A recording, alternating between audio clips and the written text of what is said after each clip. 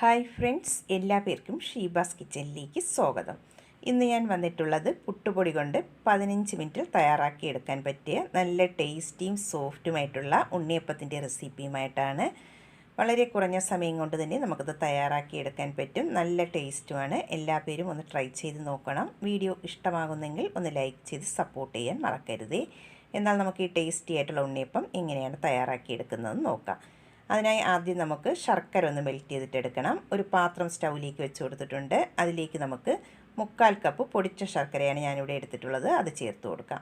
അതിൻ്റെ കൂടെ തന്നെ 1 കപ്പ് വെള്ളവും കൂടെ ഒഴിച്ചു കൊടുക്കാം. എന്നിട്ട് നമുക്ക് ശർക്കര നന്നായിട്ട് തന്നെ ഒന്ന് മെൽറ്റ് ചെയ്തിട്ട് എടുക്കാം. മധുരം കൂടുതൽ വേണമെന്നുള്ളവർക്ക് 1 കപ്പ് ശർക്കര വരെ ചേർത്ത് കൊടുക്കാവുന്നതാണ്. ഇതൊരു മീഡിയം മധുരമേ ഉണ്ടാകത്തുള്ളൂ.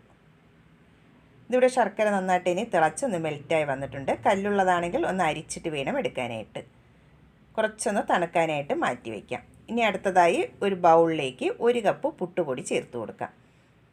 ഇനി അതിലേക്ക് 1/2 കപ്പ് മൈദയും കൂടെ ചേർത്ത് കൊടുക്കാം. ഇനി ഇതിലേക്ക് ആവശ്യമായിട്ടുള്ള ഉപ്പും കൂടെ ചേർത്ത് കൊടുക്കുന്നുണ്ട്.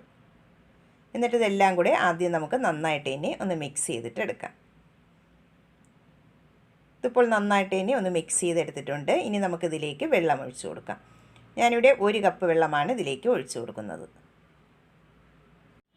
ഞാനിവിടെ ഇതിലേക്ക് ഒഴിച്ചു കൊടുത്തിട്ടുള്ളത് പച്ചവെള്ളമാണ്. എന്നിട്ട് നമുക്ക് നന്നായിട്ട് ഇനി ഒന്ന് മിക്സ് ചെയ്തിട്ട് എടുക്കാം. ഇതിവിടെ നന്നായിട്ടൊന്ന് മിക്സ് ചെയ്തെടുത്തിട്ടുണ്ട്. ഇനി നമുക്ക് ഇത് അടച്ച് വെച്ചതിന് ശേഷം ഒരു 10 മിനിറ്റ് റെസ്റ്റ് ചെയ്യാനായിട്ട് മാറ്റി വയ്ക്കാം. അപ്പോൾ പുട്ടുപൊടിയെല്ലാം നന്നായിട്ട് ഇനി ഒന്നും കൂടെ ഒന്ന് കുതിർന്ന് ഒന്നും കൂടെ സോഫ്റ്റായിട്ട് കിട്ടും. ഇതിപ്പോൾ റെസ്റ്റ് ചെയ്യാൻ വെച്ചിട്ട് ഒരു 10 മിനിറ്റ് ആയിട്ടുണ്ട്. നമുക്ക് അടപ്പൊന്ന് തുറന്ന് നോക്കാം. ഇതിവിടെ പുട്ടുപൊടിയെല്ലാം നന്നായിട്ട് ഇനി ഒന്ന് കുതിർന്ന് നമ്മൾ ഒഴിച്ചു കൊടുത്തിട്ടുള്ള വെള്ളമെല്ലാം ഒന്ന് വറ്റി വന്നിട്ടുണ്ട്. ഇനി നമുക്കിതിലേക്ക് ശർക്കരപ്പാനി ചേർത്ത് കൊടുക്കാം. ശർക്കരപ്പാനി ചേർത്ത് കൊടുക്കുമ്പോൾ ഒരുപാട് ചൂടോടുകൂടി ചേർത്ത് കൊടുക്കരുത്. നമ്മൾ കയ്യിൽ തൊടാൻ പാകത്തിനുള്ള ചൂടോടുകൂടി വേണം ശർക്കരപ്പാനി ചേർത്ത് കൊടുക്കാനായിട്ട്. ഞാനിവിടെ കല്ലില്ലാത്ത ശർക്കരയാണ് എടുത്തിട്ടുള്ളത്. കല്ലുള്ളതാണെങ്കിൽ അരിച്ചിട്ട് വേണം ഒഴിച്ചു കൊടുക്കാൻ. ഞാനിവിടെ ഫുള്ളായിട്ടും ശർക്കരപ്പാനി അതിലേക്ക് ഒഴിച്ചു കൊടുക്കുന്നുണ്ട്. എന്നിട്ട് നമുക്കൊന്ന് മിക്സ് ചെയ്തിട്ട് എടുക്കാം. മിക്സ് ചെയ്യുമ്പോൾ ഇതുപോലെ കട്ടകളൊക്കെ ഉണ്ടാകും. അത് കുഴപ്പമില്ല. നമുക്കിത് മിക്സിയിലിട്ട് ഒന്ന് അടിച്ചെടുക്കേണ്ടതാണ്. ഇതുപോലെ ഒന്ന് മിക്സ് ചെയ്തെടുത്തിട്ടുണ്ട്. ഇനി നമുക്ക് ഒരു മിക്സിയുടെ ജാറിലേക്ക് ഇത് ഒഴിച്ചു കൊടുക്കാം.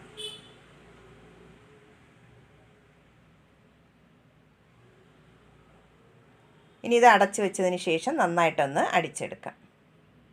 ഇതിവിടെ നന്നായിട്ട് ഇനി ഒന്ന് അടിച്ചെടുത്തിട്ടുണ്ട്. ഇനി നമുക്ക് ഇതൊരു ബൗളിലേക്ക് ഒഴിച്ചു കൊടുക്കാം.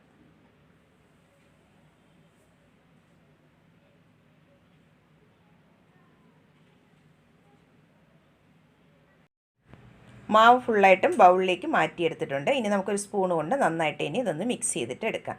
ഈ കൺസിസ്റ്റൻസിയിൽ വേണം ബാറ്റർ ഒന്ന് തയ്യാറാക്കി എടുക്കാനായിട്ട്.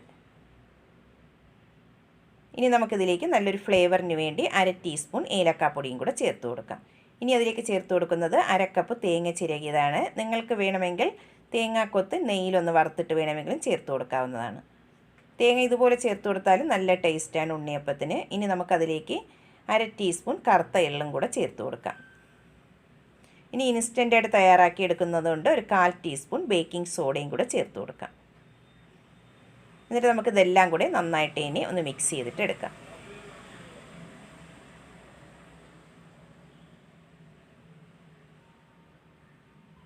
ഇതിവിടെ നന്നായിട്ട് തന്നെ ഒന്ന് മിക്സ് ചെയ്തെടുത്തിട്ടുണ്ട്. ഉണ്ണിയപ്പത്തിനുള്ള ബാറ്റർ ഇവിടെ റെഡിയാക്കി എടുത്തിട്ടുണ്ട്. ഇനി നമുക്കിത് എങ്ങനെയാണ് തയ്യാറാക്കി എടുക്കുന്നതെന്ന് നോക്കാം. ഞാനിവിടെ ഒരു ഉണ്ണിയപ്പച്ചട്ടിയിലേക്ക് ഓയിലൊന്ന് ചൂടാക്കാൻ വെച്ചിട്ടുണ്ടായിരുന്നു. ഓയിൽ നന്നായിട്ട് ഇനി ചൂടായി വന്നതിന് ശേഷം നമുക്കതിലേക്ക് മാവ് ഒഴിച്ചു കൊടുക്കാം. ഓരോ കുഴിയിലായിട്ട് ഇതുപോലെ കുറച്ച് കുറച്ച് വീതം മാവ് ഒഴിച്ചു കൊടുക്കാം.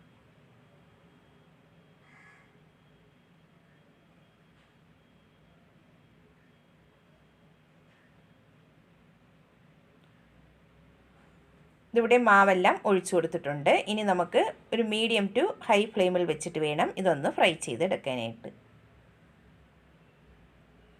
ഇതിപ്പോൾ ഒരു വശം ഫ്രൈ ആയി വന്നിട്ടുണ്ട്. നമുക്കിനി മറിച്ചിട്ട് കൊടുക്കാം.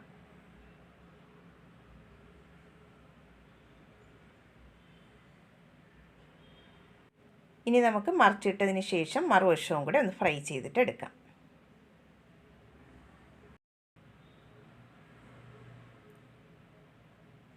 ഇതിപ്പോൾ 2 വശവും നന്നായിട്ട് ഇനി ഫ്രൈ ആയി വന്നിട്ടുണ്ട്. ഇനി നമുക്ക് എണ്ണയിൽ നിന്നും കോരി മാറ്റാം.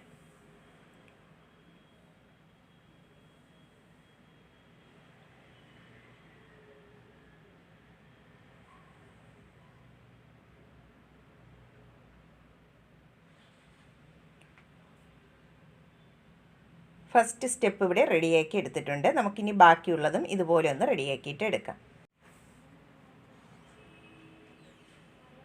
എല്ലാ ഉണ്ണിയപ്പവും ഇവിടെ റെഡിയാക്കി എടുത്തിട്ടുണ്ട്. നല്ല ടേസ്റ്റിയും സോഫ്റ്റുമായിട്ടുള്ള ഉണ്ണിയപ്പമാണ്. വളരെ കുറഞ്ഞ സമയം കൊണ്ട് തന്നെ നമുക്കിത് തയ്യാറാക്കി എടുക്കാനും പറ്റും.